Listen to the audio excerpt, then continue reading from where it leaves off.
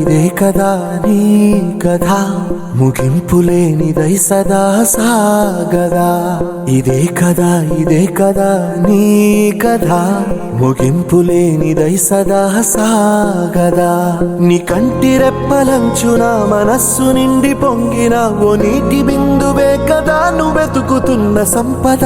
ఒక్కొక్క జ్ఞాపకానికి 100 ఏళ్ల ఆయువుందిగా, ఇంకెన్ని ముందు వేచనో అవన్నీ వెతుకుతూ పదా.